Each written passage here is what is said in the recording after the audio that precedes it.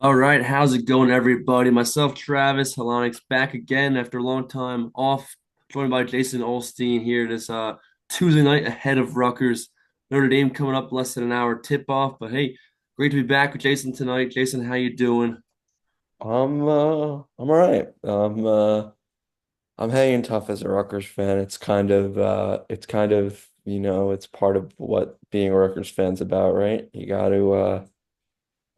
gotta be able to try and move on because if not, it's not gonna be fun. But yeah, Saturday was, obviously everyone knows what happened was Yeah. I don't even have words. I mean, I thought the game was over, right? I mean, and listen, if that kid made a 58 yarder, then props to him. But yeah, I mean, it's been a really frustrating year in football. I mean, I think, talent-wise, I think we've improved the talent level, especially on the offensive side of the ball, but we're just so beyond injured, especially defensively. I mean, even offensively, like we're missing four of our five tight ends for the year.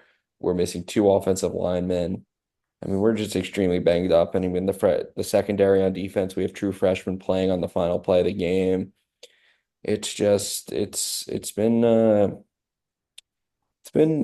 disappointing to say the least, with the schedule the way it is. Only goes set at best at this point, 7-5 is, it questions the ceiling. It questions, are we ever going to be able to, take that next step to, that 9-3, 10-2 type of deal? I don't know. Um, I think Ethan's really shown, the past 4 weeks, who he is. I think he's healthy, his knee's better.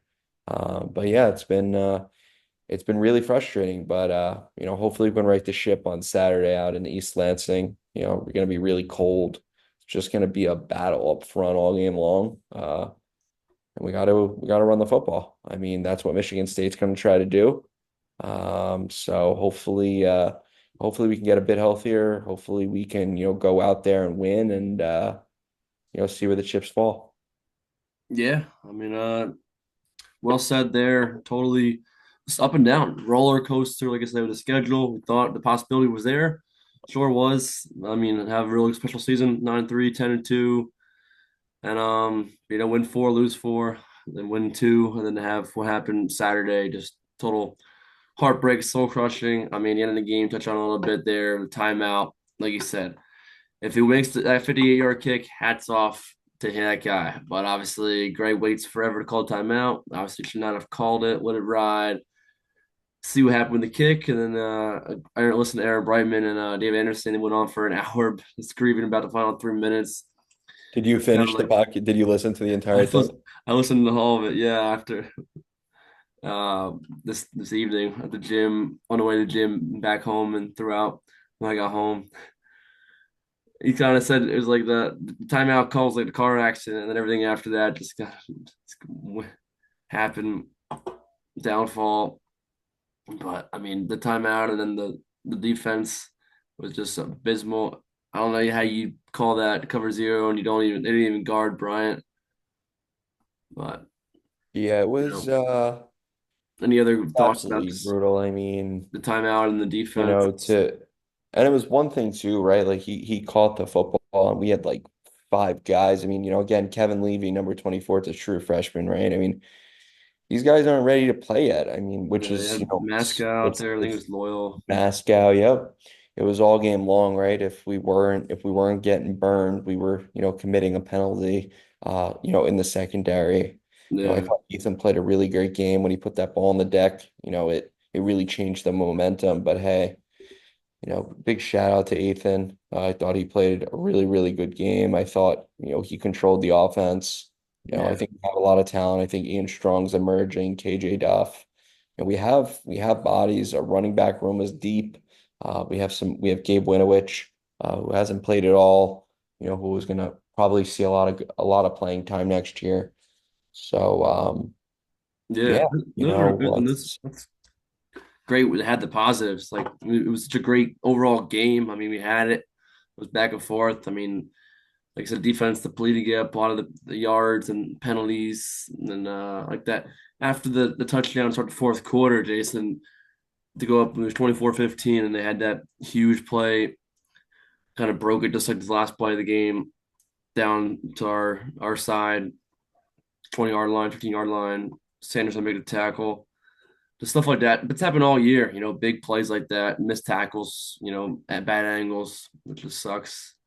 But like I Yeah, said, no, I Ethan, go total ahead. hats off to Ethan. Like I said, the game he played, to have that drive, the 4th and 10 run, running it in, making good throws all game. Hats off to him and the offense in general. Hell of a game, but the way it happened at the end just wasn't meant to be. I guess it's hard forever, but proud of the team came that close to the end of the streak, and I'm encouraged. It'll suck, but like I said, the talent's there and the pieces move forward next year after this year ends. Yeah, no, I mean Uh, that's really what it comes down to, right? You got to stay healthy and you got to have depth within your program, right? I mean, you can't do anything, right? You have five, 10 ends, four go out for the year. What are yeah, you going to do? But there are certain areas of our program, I think in the secondary, I think on the defensive line, we need to get more depth. And I think that starts in NIL, and I think it starts with, really targeting specific areas of need. So the season's not over. The opportunity to win 8 games is still on the table. But first we got to go out to East Lansing. It's going to be, as I said before, it's going to be freezing. So yeah, we'll see how we stack up out there. On another note, if Saturday wasn't bad enough, we rolled this into Sunday and we got beat by Kennesaw State. If we're going to rely on two freshmen to take us places this year and not play defense and not box out, we might as well just not play because the other day that's kind of what it felt, right? I've been following the basketball program for a long, long time. And we just, especially since Pikel's got here, I think this is year 9. We've always played hard on the defensive end. We've always boxed out. We've always got on the floor for loose balls. And I just, so far, we're 4-1. I get it. But we just don't seem like we want to be that gritty, scrappy team and score the basketball. We seem like we just want to run up and down the floor. And we want to score and we want to try to outscore everyone. And at the end of the day, that's not going to happen. You're going to get into the Big Ten. You're going to be playing bigger teams. Purdue, Michigan's better. Indiana, Wisconsin, all these teams you have to be able to defend. Closing out on 3-point shots, rotating defensively, boxing out. I mean, to me personally, I played basketball my whole life. Boxing out is all about effort. It's all effort. If you don't want to do it, you're not going to do it. But if you want to do it, you could do it. And I think just way too much standing around. So, huge opportunity tonight against a really solid Notre Dame team. They're going to shoot the ball from deep. We've played Shrewsbury in the past. They're going to shoot. We got to be ready for long rebounds, got to be ready to box out. Really curious to see, how we stack up against their 4-1 Notre Dame. They just lost to Elon the other night by about 13, I believe, 12. yeah, So yeah, Dylan and East are good, right? I mean, there's no denying it. Their skill is there, but it takes way more than two. And yeah, I'd like to see Martini get more in the mix, right? I love early in the game, we run these sets for him, and he's a great knockdown shooter, but I'd like to see us go to him more. I think he's our best spot up shooter on this roster. So yeah, we're gonna see how we stack up tonight. 10:30, it's gonna be a late night, but I'll be here. Probably be getting frustrated because that's with the territory. But yeah, we really need to win one. We really need to win tonight, or we need one of these games. We cannot lose both of these games out in Vegas. It's so yeah, we'll see how we stack up, and hopefully we right the ship tonight and take care of Notre Dame. yeah, totally agree. Great points there, Jason. And yeah, I'm just ready to see what tonight brings. Rutgers, Notre Dame coming up a little bit. We're both excited for it. That's all I got. Yeah, no, that's about all I got to. I congratulated Travis on his Devils already. I gave him the early season, you guys look good because, look at my shirt. We look like shit per usual. Uh, hey, next Monday, first game of the Yeah, next Rangers. next Monday we got a big matchup. So I'm a big Ranger fan, Travis a big Devils fan. So that's kind of where we break off. But I may root against the Eagles too, but that's okay.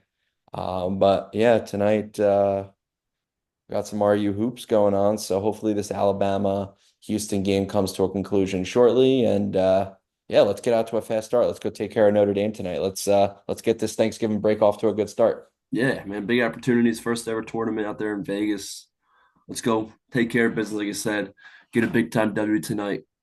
Great, Yeah, great let's podcast here. Great having you on, Jason. Appreciate it, my man. yeah, you got Myself, it. I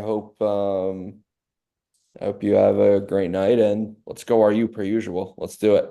still have a great night, everybody. Travis Sonic signing off. Go Jason, we'll see RU. you.